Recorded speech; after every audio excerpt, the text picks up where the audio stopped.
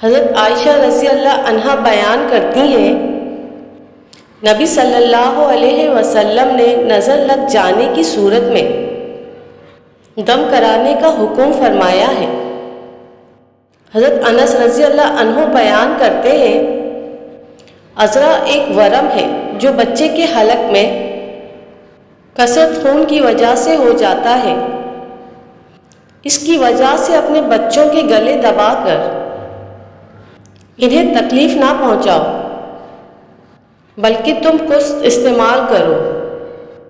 حضرت جابر رضی اللہ عنہ بیان کرتے ہیں، رسول اللہ صلی اللہ علیہ وسلم نے دم سے منع فرما دیا تو آل عمرو بن حزم آئے اور انہوں نے عرض کیا، اللہ کے رسول، ہمارے پاس دم تھا جو ہم بچھو کے ڈس لینے پر کیا کرتے تھے اور آپ نے اس سے منع فرما دیا ہے۔ انہوں نے وہ دم آپ صلی اللہ علیہ وسلم کو سنایا تو آپ صلی اللہ علیہ وسلم نے فرمایا، میں اس میں کوئی حرج نہیں سمجھتا، تم میں جو شخص اپنے بھائی کو فائدہ پہنچا سکتا ہے تو وہ اسے فائدہ پہنچائے۔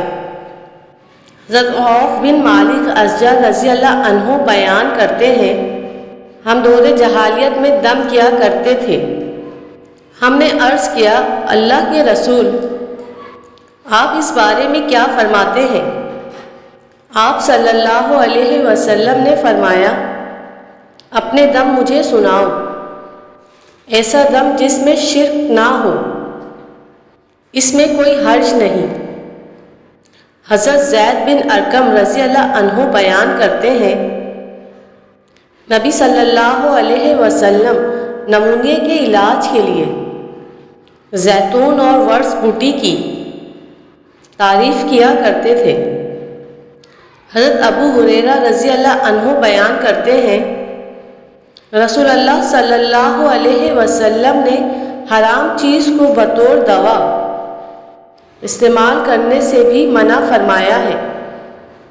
حضرت عبداللہ بن مسعود رضی اللہ عنہ بیان کرتے ہیں، رسول اللہ صلی اللہ علیہ وسلم نے فرمایا، شفا دینے والی دو چیزوں کو لازم پکڑو، یعنی شہد اور قرآن۔